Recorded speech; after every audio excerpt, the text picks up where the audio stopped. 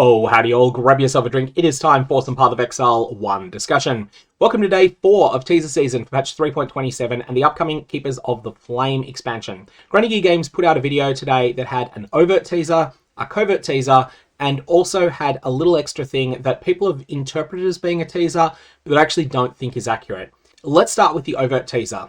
In Path of Exile, Keepers of the Flame, Heist Rogues will begin at their maximum level, so you can start your dubious criminal career without all the busy work. Now, the way I'm interpreting this is that you still will need to find each of the rogues. So, for instance, when you've got one of Gianna and Vindiri, you'll need to run a heist with that person in order to get the other one of them. There's all these sorts of little shenanigans that go on in order to build out your roster of rogues. But once you've got them all, you're not going to need to mess around finding specific level 1 contracts in order to get them started. Rogues actually leveled very fast, so going from 1 to 5 was very quick. The problem was just sourcing those level 1 contracts in order to get the rogues started. Sometimes they were just stubborn to find, especially once you were solidly at endgame, and you would then have to do things that were a bit unpleasant, like coming and buying Fakano's level 67 contracts, and if he didn't have any, you would either need to level up again, which might be quite a while if you're at high level, or alternately, you'd need to start using Heist on the map device on a bunch of tier 1 maps until you found those level 1 contracts you needed. Once you had your rogues to level 3, it was an absolute nothing job, but getting them from 1 to 3 could sometimes take a fair bit of messing around. I believe there's actually another benefit to this as well, and that is that your early heists should actually be faster. The reason I say this, it's a bit hard to test this now because I've got my rogues to maximum level in the current league, but my recollection is that each time your rogues level up, they actually get faster at all their jobs, and it's not by a small amount. So starting with a high level rogue means that every time you're waiting for Talina to do one of her agility things, or whatever it happens to be, that's going to be quicker than it would be if you only had a level 1 Talina with you. Of course, gear is a bigger factor, and you are definitely going to want to get gear on your rogues if you end up being someone that does a lot with Heist. Another thing that needs to be said about Heist rogue gear is that this is going to completely brick one of the mods that can roll on those, and that is increased job XP. Those mods were pretty bad anyway, players didn't really want them, but they're actually going to do absolutely nothing now, and so maybe those mods will get deleted, and ultimately that will mean it's more likely to roll good things on your Heist rogues. So early Heist, if you do go into this mechanic early, it should be something that's a bit faster than it used to be. On top of that, we have a covert teaser, and for this, we're going to have to zoom in a little bit. Down here, you will see that there is a gem that is ready to be leveled up. What happens when we zoom in a little bit on this? And here, I'm going to show it on the screen.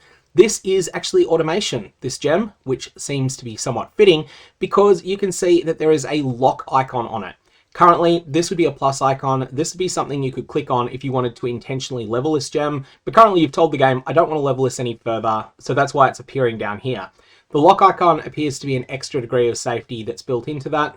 And it's something that will be a useful quality of life improvement if you don't want to invest further in intelligence on your character, or for many other reasons you might not be interested in leveling up a gem. For example, Molten Shell. I like to keep it at gem level 4 after all increases on my character, because at level 4 it has a mana cost of 8, which is 20 when it's modified by 250% by cast when damage taken support, whereas if it goes up to level 5, that jumps up to 9 base mana cost and 22 after cast when damage taken's multiplier is applied, and if it goes up to level 9 or 10, then you're looking at a base of 10, which is 25 after multiplying by 250%.